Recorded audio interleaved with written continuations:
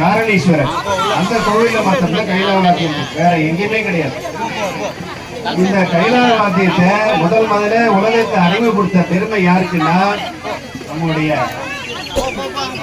ராமலிங்கம் ஐயா தான்.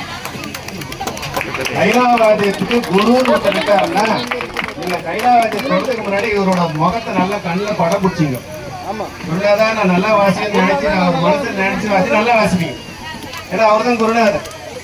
36 வகையான கைலாய வாத்தியத்தை திருவாரூர்ல போனீங்கன்னா அங்க கல்வெட்டுல இருக்கும். அதை கண்டுபிடிச்சு அந்த வாத்தியத்தை உருவாக்கி உலகத்துக்கு அறிமுகப்படுத்திய பெருமை அவர்களை நம்ம கடமைப்பட்டிருக்கோம். இல்லைன்னா அப்படியே போயிட்டு இருக்கோம்லாம். ஒவ்வொரு வாத்திய கருவியும் எடுத்து நம்ம தேவார திருவாசர் எல்லாம் சொல்லப்பட்டிருக்கு. எவ்வளவு விஷயங்கள் கைலாய வாத்தியத்தை பத்தி ஒவ்வொரு கருவியோட பெயரெல்லாம் அதுல சொல்லப்படும். அதை ஒவ்வொரு தேடி எடுத்து அதுக்கு உரு கொடுத்து இன்னைக்கு ஒரே ஒரு சென்னையில ஒண்ணுதான் இருந்தது. ஐயா எங்க வாசிச்சாலும் கூப்பிடுவாங்க. நின்னா கூட நடுவில் நில்லுங்கன்னு சொல்லி வச்சு அந்த அந்த காரணீஸ்வரர் கோயில்ல வீதி விழா வரும்போதுதான் அப்ப நான் சொல்றது 20 வருஷத்துக்கு முன்னாடி.